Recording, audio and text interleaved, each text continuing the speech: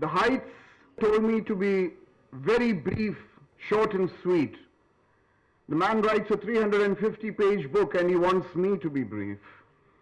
We'll try, but to start off, let's start with the traditional Tamil Taivar. If you could kindly play the song.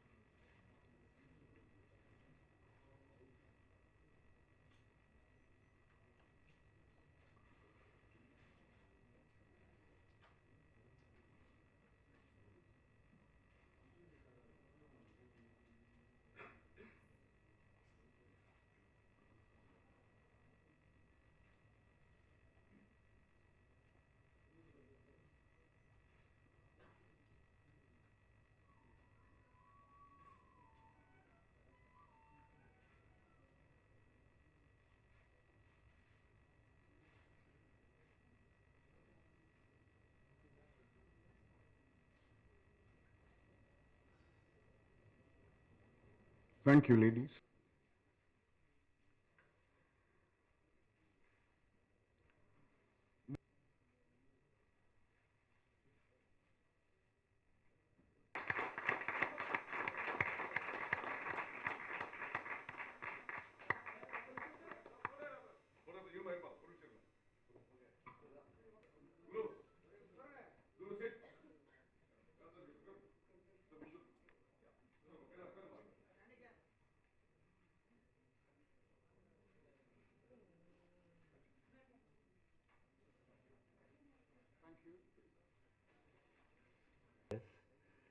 And to Mr. K. Ramesh, of course, who has made all this possible in collaboration with Amaryllis.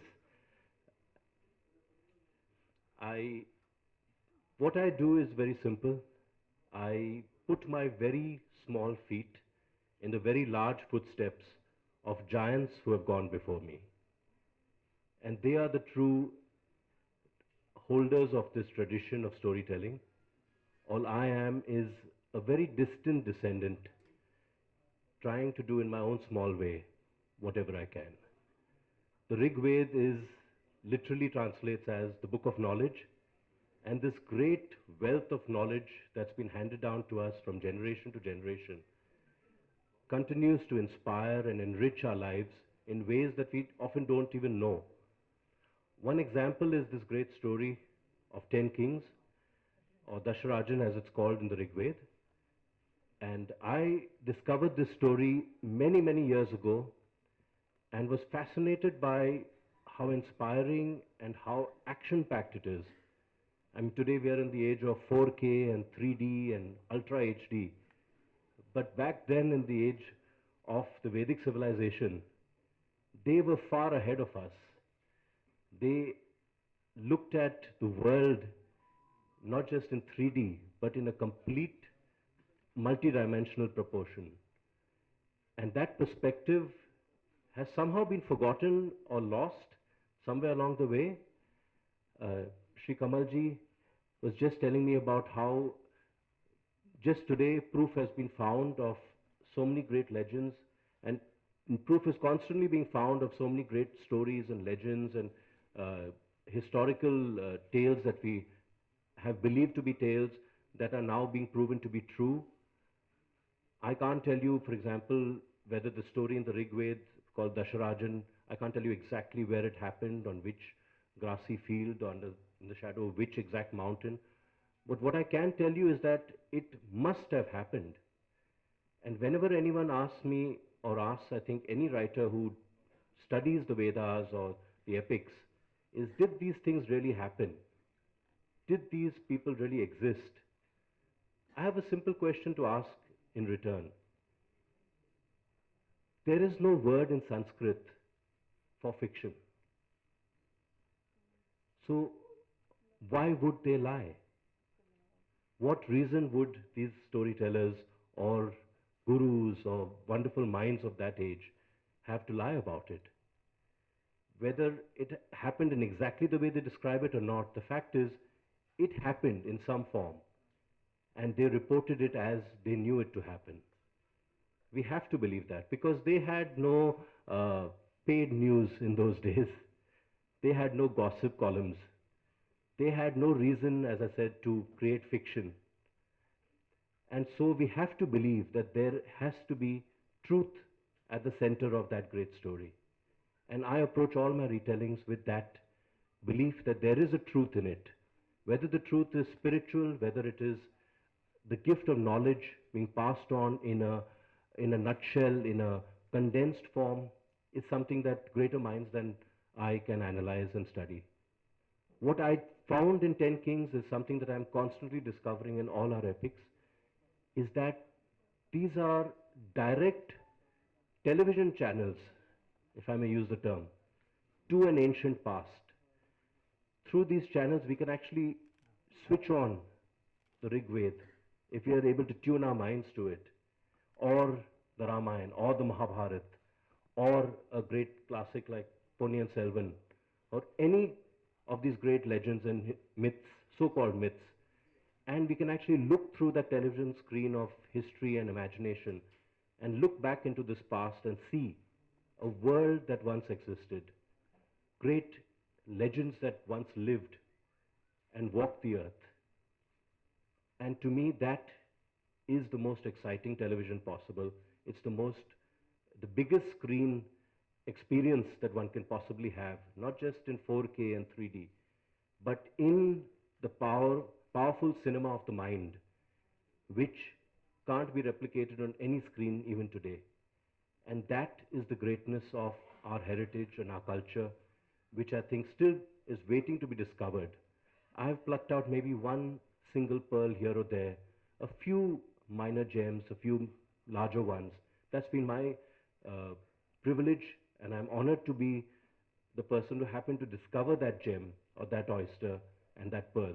But there are hundreds and thousands more, and I constantly hope that my very minor attempts, my very humble struggles to tell these great stories will lead people again to discover for themselves the wealth, the ocean of stories. And I said their stories is the word that I use, but they are real in some form.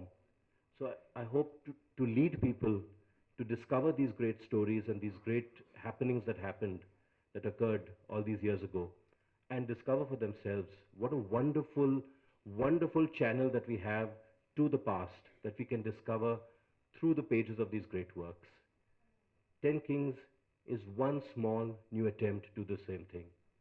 I hope it finds some grace, gives some reading pleasure to all of you, and I will leave you to discover for yourself what the book is about, what the story is about, and I'll just leave you with that thought, and that hopefully the key to that television channel, which I hope we'll all switch on someday. Thank you. Footsteps of your earlier books and will be a big success and a big bestseller. In fact, when I just leafed through the book, I found most of it intriguing, so I'm sure that we'll all find it a most engrossing read. But this is one of those rare instances when a famous author's book has had its premiere launch in the big advantage of, yes, of course, put your hands together, yes. This book here is that we have people like Sir Sangeet. I look forward to Mr. Rao giving us a few words here. Since for selecting such an exciting subject like a war in ancient India, I think you would have found a lot of method in even in madness in those days, unlike today. And I just saw you putting 2 steps forward even before being called. You are the right who is not only a great lover of movies but also a great lover of books, and he himself is a writer. And a lot of energies to produce more such books in future. Thank you. For those wonderful, inspiring words. And now for the moment itself, the moment of the evening. None other than the man we admire so much that I often by Mr. Kamal Hassan. Mr. Ramesh.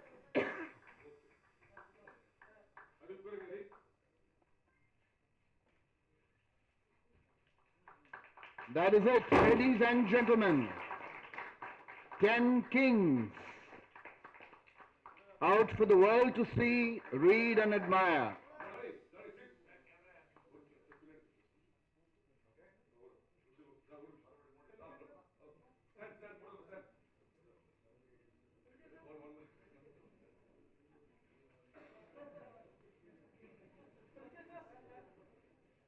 Mr. Kamal Hassan always gives the first perfect take.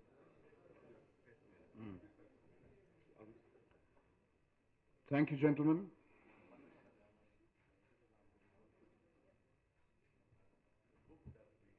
Yes.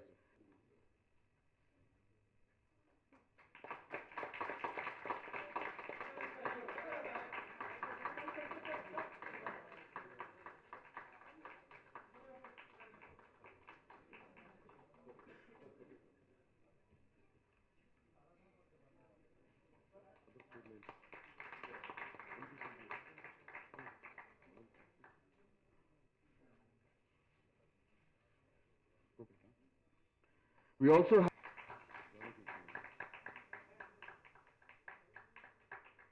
a filmmaker I personally admire very much, Mr. Janaki Vishwanathan. Could you come on stage, please, and collect your copy of the book?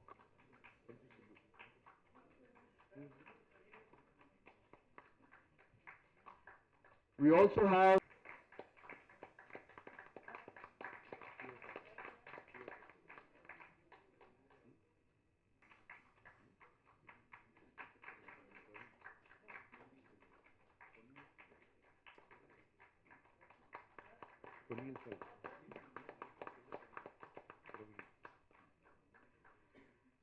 the director, Mr. Praveen, with us.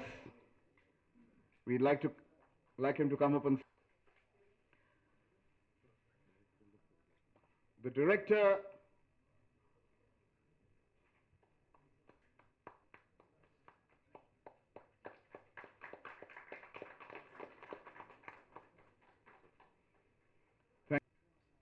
Good evening, ladies and gentlemen, honorable members of the press, the hero of the evening, Mr. Banker, Mr. Kulkarni, my young friend, Mr. Sangeetam Srinivas Rao, Mr. Pakrisami. Between the two of us, I am the older one. He always treated me like that, even when I was 21. So, very few people respect or even listen to or have a conversation with a person younger than himself. So I always took to him like fish to water, because he used to have conversations with me, discuss stories with me, and we met strangely in an award function, and we never looked back. We made many films. Here we are on stage again. And I'm happy that you've called him, because he loves these kind of stories. So do I. Now to the story itself. I thank Kulkarni Saab for bringing it to the people first. That doesn't mean that I don't thank Banker. I'll come to him later. I always wondered these people, the tenacity of purpose and this vision and this courage to take on 42 novels and to take on Mahabharata and Ramayana and even try to write it, because there is a Tamil proverb that's the bane of any Harikatha expert. They used to say it in Tamil, Adiyapudida Bharadabhattan Silvan. There's a tendency for the narrator of the story of Harikatha to digress and go into smaller stories. To come back to the main story is very difficult. So that is the greatest art of coming back to the main thing and not missing the main line, the linear route to the end. And some end up writing just a synopsis, but some go further and go deeper. And I think this, all these people who dare, I expect to see an arrogant man who says, I'm going to do it, I've done it, just read it and let me know. But I always find these people who embark upon such huge mammoth projects always are the most humble people, and they're worried and they're concerned, and they feel that there's a very little step, and they're always apologizing for what they've done instead of feeling proud about what they are. I'm surprised. Here I am envying them, and here they are apologizing and saying there are better persons than me. I've just stepped into this pond. I don't know whether I can swim. I'm still trying. And for a moment I thought they are lying. But then when you really look at these stories and the time it's taken for it to take form as we know today, so many writers have written it, including the Bible, including the greatest stories that we know, has been written over and over and over again by wiser and wiser minds. I think it's in that lineage that Banker belongs. And what he is doing might be business, according to Mr. Kulkarni, you and me. But what he's doing is his duty of continuing to tell that story. That is why it lives. Not because it's been made as a holy book. It lives because many people are re-narrating it. The strength of Mahabharata and Ramayana comes from that. That's why I'm very concerned when they deify it and change and tell us not to change even a word. Because it's only by other minds thinking on it that it has become the greatest two epics in the world. And what Mr. Banker is doing is to add more greatness to it. If I can, I will also do it. It's so important to continue telling our story. And to mythologize it or not is a point of view. I think differently. Mr. Banker might think differently. And there might be a third point of view. As Mr. Edward de Bono said, there might be a yes, no, and another new word called world called po, as he has invented it.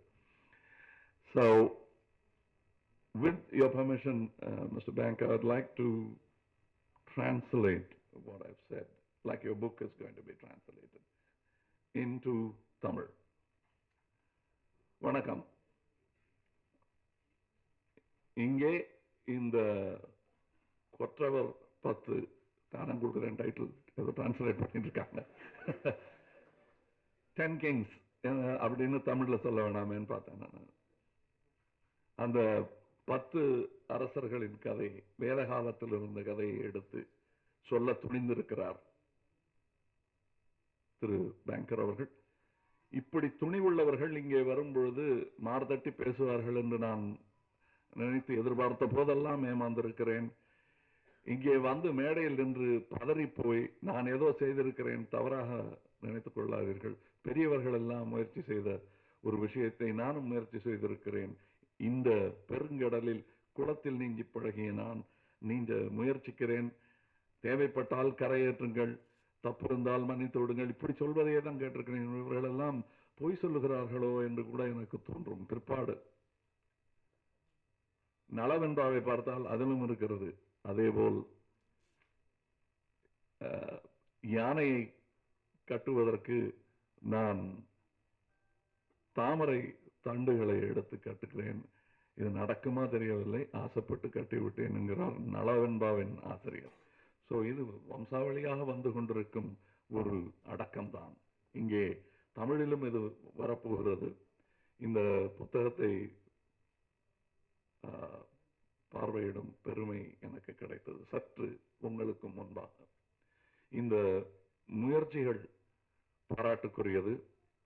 மகாபாரதமும் ராமாயணமும் திரும்ப திரும்ப சொல்ல பெற்றதால் தான் இன்று வரை வாழ்ந்து கொண்டிருப்பதாக நான் நம்புகிறேன். இந்த கதையை சொல்லும் கடமை கதை எழுத தெரிந்தவர் அனைவருக்கும் உள்ளதாக நான் நம்புகிறேன். அந்த கடமையை தான் திரு பேங்கர் அவர்கள் செய்திருப்பதாக நான் நினைக்கிறேன். அந்த கடமை எனக்கும் இருக்கிறது. எந்த ரூபத்தில் எப்படி செய்வேன், என்னுடைய பகுத்தறிவு என்ன சொல்கிறது என்று கேட்டு அதுபடி எழுதுவேன். அவருக்கு ஒரு கருத்து இருக்கிறது, எனக்கு ஒரு கருத்து இருக்கிறது. இந்த கதை தொடர்ந்து பேசப்பட்டு வருவதால் தான் இன்று இத்தனை விஞ்ஞானம் வளர்ந்த காலத்திலும் அனைவருக்கும் அதில் ஒரு சின்ன ஆர்வம் ஏற்படும்படி எனக்கும் ஆர்வம் இருக்கிறது இந்த கதையை கேட்பதில், அவருக்கும் ஆர்வம் இருக்கிறது இந்த கதையை சொல்வதில், உங்களுக்கும் ஆர்வம் இருக்கிறது இந்த கதையை கேட்பதில். இப்படி பன்முகம் கொண்ட ஒரு கதையாக இது விளங்குவதற்கு காரணம் பல நாட்களில் இது தவழ்ந்திருக்கிறது. பல நாவலர்கள் இதை பயன்படுத்தி தமது கதையாக சொந்தம் கொண்டாடி எழுதியிருக்கிறார்கள். இப்படி எழுதுவது தவறல்லவா என்று மதவாதிகள் பேசலாம். கதைவாதிகளிடம் கேட்டால் இதுதான் சரியான வழி, இப்படித்தான் கதைகள் வாழ்ந்திருக்கின்றன, என் பாட்டி சொன்ன கதை என் பேத்திக்கு போகும் என்பது போல் இதுவும் தொடரும். இந்த ஒரு விழாவில் பங்கெடுத்துக் கொள்வதற்கும் இதை படமாக்க போகிறார்கள் என்று கூட கேள்விப்பட்டேன். வாழ்த்துக்கள். இதில் இங்கே சென்னையில் இதை வெளியிட நினைத்ததற்கு, துணிந்ததற்கு என்று சொல்ல மாட்டேன், நினைத்ததற்கு நன்றி. தமிழ் வாசகர் வட்டத்தின் சார்பாக, ஆங்கில வாசகர் வட்டத்தின் சார்பாக, இங்கே அனைத்து மொழிகளிலும் வாசிப்பாளர்கள் இருக்கிறார்கள் சென்னையில் என்பது பலருக்கு தெரியாது. சென்னையில் பல முதல்களும் அற்புதங்களும் நிகழ்ந்து கொண்டிருக்கின்றன. உலகின் மிகப்பெரிய இசை திருவிழா இங்கேதான் ஒவ்வொரு டிசம்பரிலும் நடக்கிறது என்பது நமக்கே பலருக்கு தெரியாது. உலகின் மிகப்பெரிய இசை விழா அது இங்கே நடக்கிறது.